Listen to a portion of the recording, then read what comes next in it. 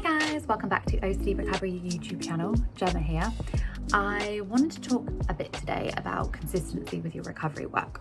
Now, when I say consistency with your recovery work, I don't just mean with coming along to your calls, coming along to coaching sessions, coming along to webinars. It's the work you do outside of that as well, which is super important. Things like the videos on the YouTube channel, the WhatsApp groups, the coaching calls, the webinars, they're all fantastic. They're all full of a wealth of information that's really going to be beneficial to you. But if you're not actually doing the recovery work, it's almost like then you're depending on those things to get you recovered without actually putting in the work yourself.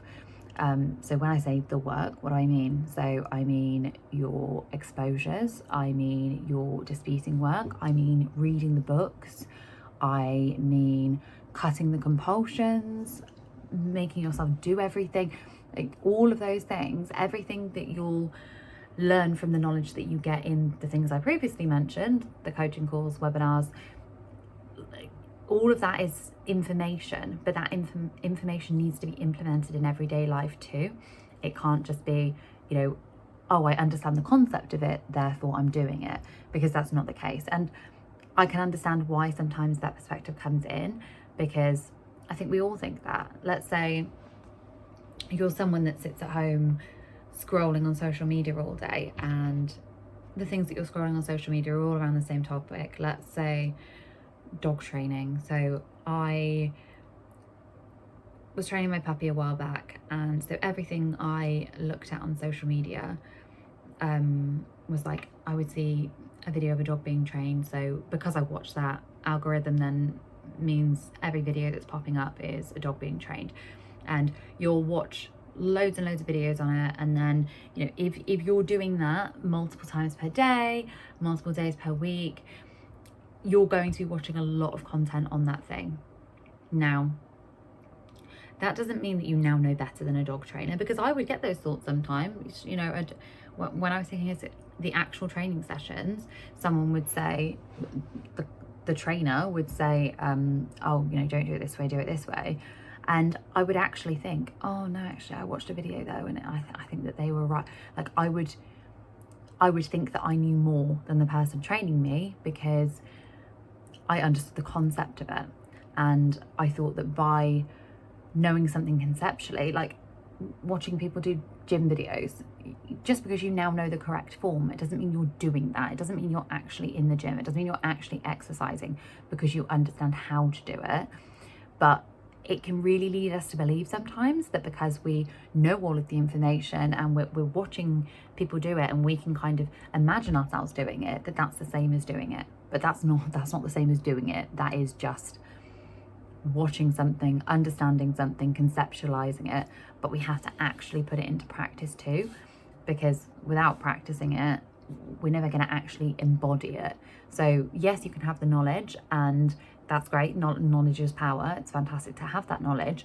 But if you're not actually doing anything with that, you're not going to start believing these things. So you're going to hear them, but they're not going to sink in. So if you, let's say, I can understand that it's rigid to think that if this were to happen, it would be the most awful thing ever, and I couldn't stand it. Yes, I can understand that belief is rigid, but you're not actually going to believe, really truly embody that is rigid, and that's not true, and that actually that thing would be uncomfortable, but yes, I could stand it. You're not going to believe that until you're actually doing that disputing work, and so you've actually read the books on the reading list, until you're acting like you believe it. That's the massively important thing here, is acting like you believe that.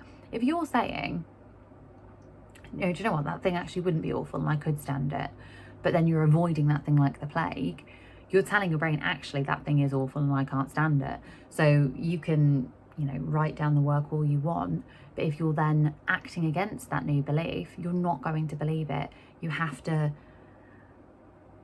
actually act like you believe the belief, and that can be super hard, because sometimes we think that doing the belief work is enough. Well, surely I'm going to change it because I'm writing down all the reasons why I could handle that thing if it happened, and you know what the worst case and best case scenarios of that situation are.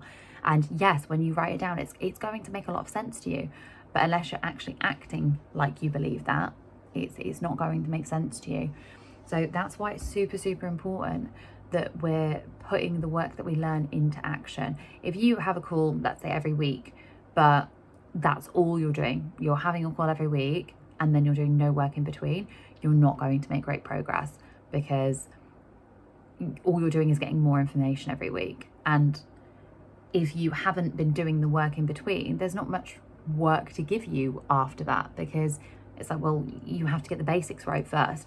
You can't go a million miles an hour, I want to do this, I want to do this, I want to do this, if you haven't been doing the basics. So it's super important that you put that effort in outside of these things as well, because your OCD affects your daily life, and that's where these things need to be practiced, is with your daily life.